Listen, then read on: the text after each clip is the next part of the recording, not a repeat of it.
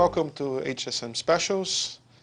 I have the pleasure to be here today with Professor Michael Porter of the Harvard Business School, the world's leading thinker on strategy. Professor Porter, thank you for being in our program. My pleasure.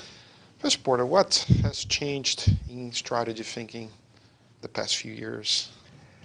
Well, I think the biggest thing that probably has been stimulating a lot of thinking is the difficult economic environment.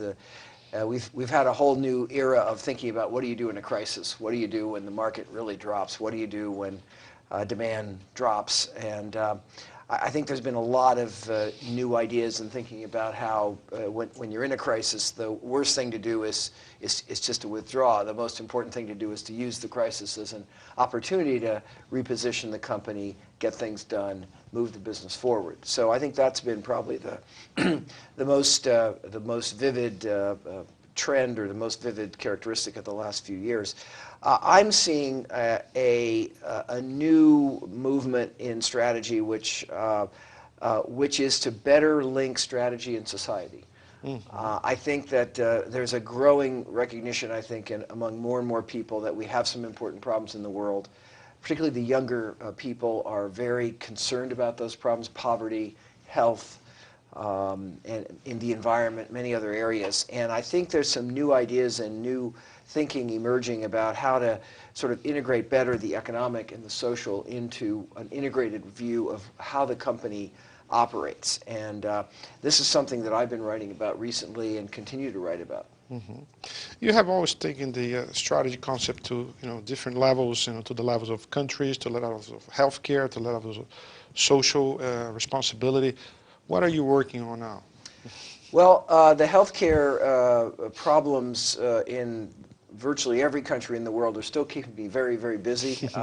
I started my healthcare work focusing on advanced economies. More recently, I've started a body of work with colleagues at the Harvard Medical School on developing healthcare in very poor countries, which uses a lot of the same principles but has some different issues. And so this continues to be probably maybe the largest single body of new work right now. But to the point I made earlier, I think I've been working very, very hard lately on the question of how do companies actually influence the economic development of their community. Mm-hmm. And I think the traditional aid model hasn't worked too well. Mm-hmm. We've had these institutions since World War II, the World Bank and the UNDP, and every country has foreign aid, and there's all kinds of schemes to do economic development, but the current model isn't working. And I think that getting the private sector to play and figuring out how the private sector can work collaboratively with other parts of society, I think is again a frontier issue that I've been spending a lot of time on. Professor Porter, your 5 forces model is probably the most recognized model on strategy in the world. And you rewrote. You wrote a new edition of your book, and you had an introduction talking about it. Mm-hmm. What's your current thinking on the 5 forces? Well, the 5 forces model is of course a way of thinking very broadly and very fundamentally about the nature of competition in any particular business. You can apply it to products or services. You can even apply it to nonprofits who are really competing for customers, for funders. So in some sense, they have a business as well. What the 5 forces tries to do is it tries to abstract away from the details of any given moment in time or any given state of technology or any given trend in the marketplace and really try to ask the question, what are really the underlying economic drivers here? About a year and a half ago, I did a kind of major review of all the work that I'd done on 5 forces and industry analysis, looked at the literature, and went through a long process of kind of asking myself, gee, do I need to update this model? Do I need to add dimensions to it? And there has been some interesting learning. I think the biggest change that's happened that affects that framework is, it used to be that we thought about economies of scale on the supply side, economies of scale in terms of of getting into the market, having to have a big factory or a big supply chain.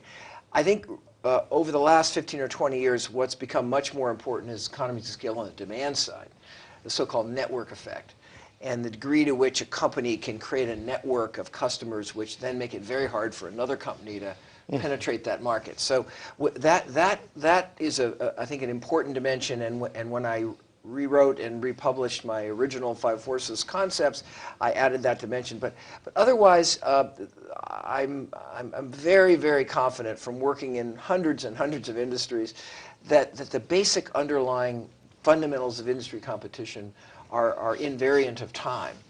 But what confuses people sometimes is that the given moment that we're in creates all kinds of new possibilities. Those possibilities make competition change very differently, but the underlying fundamental structure is basically the same. How not to get distracted on thinking about strategy? Because the offering is so huge on different models and Yeah. different names and blue ocean and Yeah. red ocean and whatever. Well, I think, frankly, I think a lot of the work on strategy falls into one of two categories. Number one, it's a sort of a repackaging of what's already been said. So, you know, the blue ocean is a nice metaphor. It says, you know, go where your competitors are not. Gee, it sounds like we've been talking about that for many years. That's not what I would call really a new framework or a new theory. That's just an interesting new metaphor. It gives managers a new way of kind of encouraging them to look for open space in the market. I think it's been helpful. I can see why managers find it helpful. Managers are always looking for a new sort of way to prompt new thinking, you know, to kind of stretch themselves a little bit. And so sometimes there's nothing really fundamentally or strategically or theoretically different, but basically it's useful because it prompts managers in the new direction. The other tendency in the field of strategy is to pick on one trend and make it into a whole theory. So whether it's execution or outsourcing or globalization or bottom of the pyramid, there's a lot of work in the field that really doesn't try to capture the, if you will, a holistic view, but tries to identify important critical areas that need attention, that are part of the whole, but they need more attention. So again, I think the bottom of the pyramid type work is very helpful because there's an enormous market, and most companies, certainly from the advanced world, don't really think about that market. They don't think about that as an opportunity. They just resell the same products they produced, you know, in New York City. And it's actually very challenging to rethink your product for a very different customer set. So I think that's been very useful work. So I find, I don't think there's too many new comprehensive views of strategy right now, but I think there's always going to be, the market for ideas is a very efficient market, and there's always people out there with ideas, and business people are hungry for new ways of thinking. So I think the field is pretty healthy, but I wish we would see a little bit more fundamental research, and I wish the academic community, frankly, would get back into the strategy debate a little bit more vigorously. Most of the work that's related to strategy over the last 10 years or so has been done really outside of the academic. It's been done by journalists. It's been done by, you know, thoughtful observers, consultants, and I think the academic sort of scholarly approach that really looks at rigorous data and uses rigorous methods and draws on kind of discipline frameworks is a very powerful tool. There's still lots of questions to be asked about strategy that and answered. One of the biggest nightmares of all managers is probably making your strategy work. You know, what you call implementation. You call that implementation many years ago. People are talking about execution, right? Yeah. There's an example of how an idea that's an important idea gets kind of repackaged so that it's more vivid and fresh, and that happens a lot. And how to implement your strategy or how to execute your strategy, what are the factors that you have to think to not get lost in the way?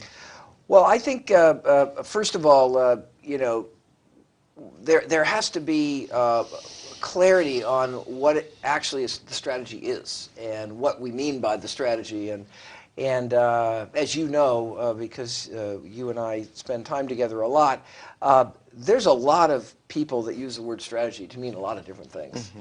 And so I think that frankly, one of the key steps in successful strategy is to get everybody on the same page Mm-hmm. and have a common understanding of what you're talking about.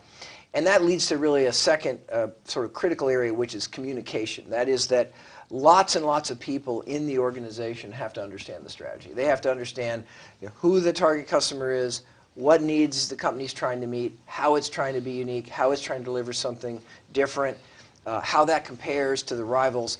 And that's just not the top management that needs to know that. It's the person that's making the sales call needs to know that. The person that's answering the phone, at the call center, needs to understand that. The person that's out there in the laboratory trying to develop the next product in the product line. So I think, first of all, common understanding, common framework for thinking, then very clear communication, and this is where the CEO or the leader is particularly responsible. Mm-hmm. The CEO has to be repeating over and over again, here's what we are, here's why we're different, here's what we're trying to distinguish ourselves in doing.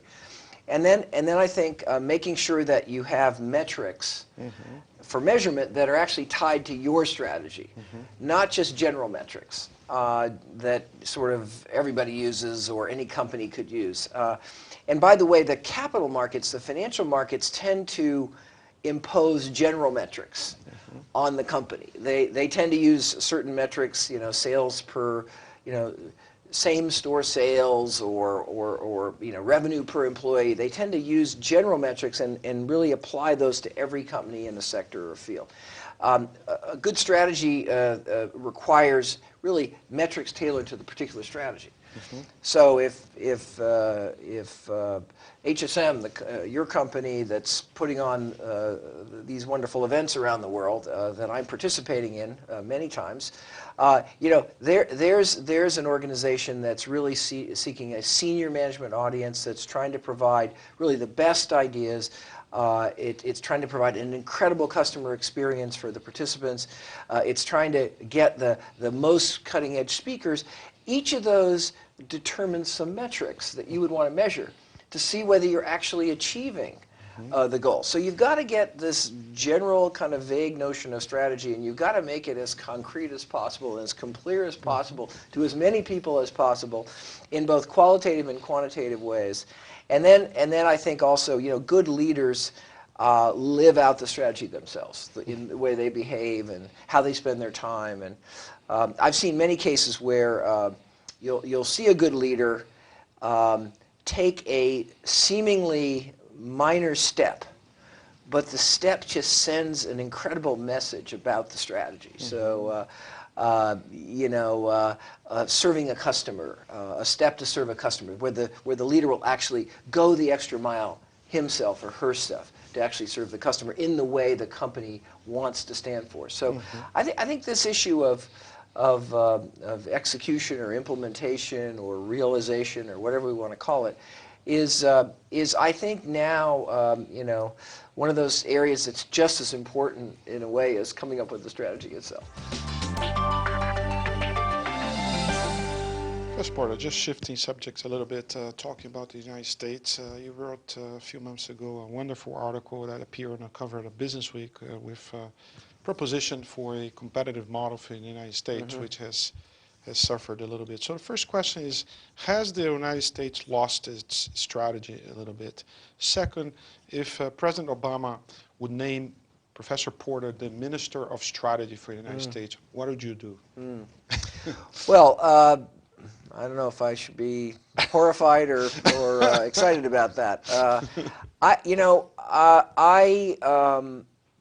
would encourage any of our viewers to go and read that article because it's not very long and it really does try to synthesize a perspective about the trajectory of the U.S.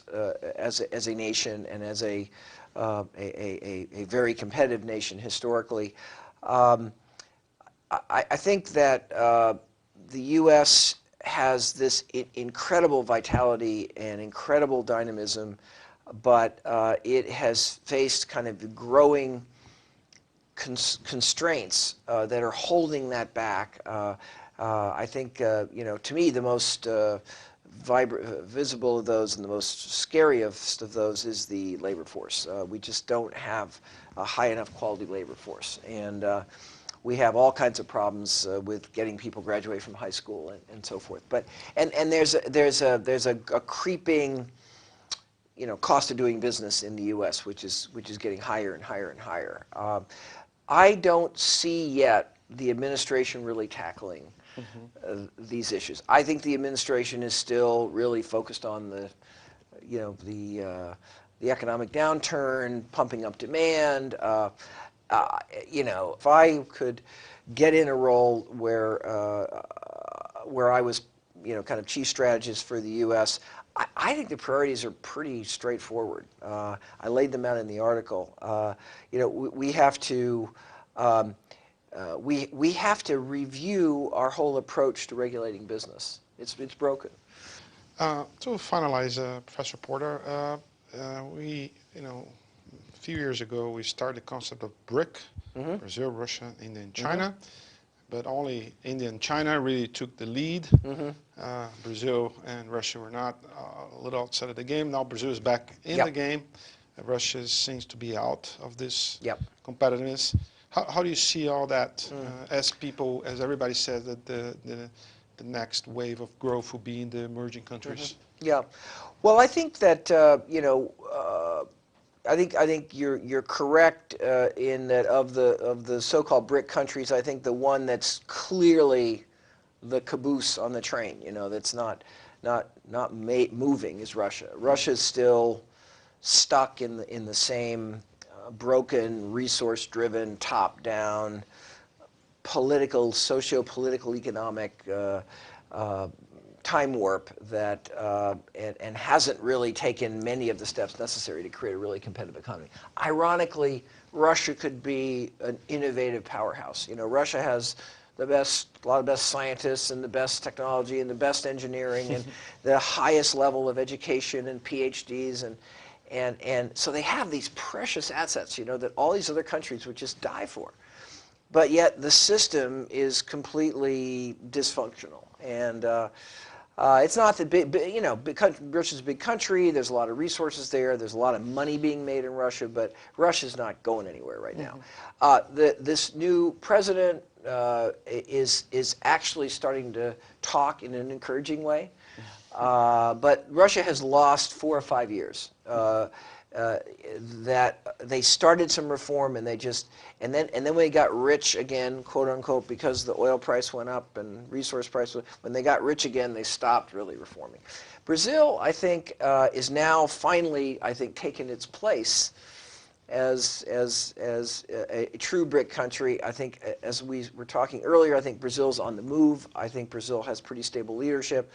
I think Brazil has a strong base of talent and skill and entrepreneurship and innovation. I think Brazil has the advantage of over China of much more pluralism, much more democratic, much more open, much more bottoms up. I think that will stand Brazil in good stead. I think again, Brazil, to me, the biggest weaknesses of Brazil are this kind of deadening bureaucracy and complexity that surrounds everything. I mean, I went through the airport in São Paulo today, and it was an embarrassment. I mean, it wasn't a first world country; it was a third world country. It was like being in Africa. Mm-hmm. It was poorly managed. The people were the supervisors were standing around. They weren't working. Mm-hmm. There was no concern about the passenger experience. There was no concern about efficiency. There was no concern about using people's time. It was just acting out the same old, tired, third world type approach. Mm-hmm. And that mentality is still too strong in Brazil. It's particularly in government. Mm-hmm. And so I think, whereas China is much more much more action oriented. They fix things. They change things. Sometimes they trash, human rights in the process, which makes us all uncomfortable. India lumbers along with a lot of complexity. But Brazil should be able to make much more rapid progress than India. India is hugely complicated compared to Brazil, but but and so the question is, how can you kind of preserve the stability um, in policy, but yet start to deal with some of these things that now are the new challenge. It used to be in Brazil, it was the challenge was just having basic stable policies and having sound macro and all that. Brazil's got all that. Now we got to move to that next level. So I think Brazil's going to do very well.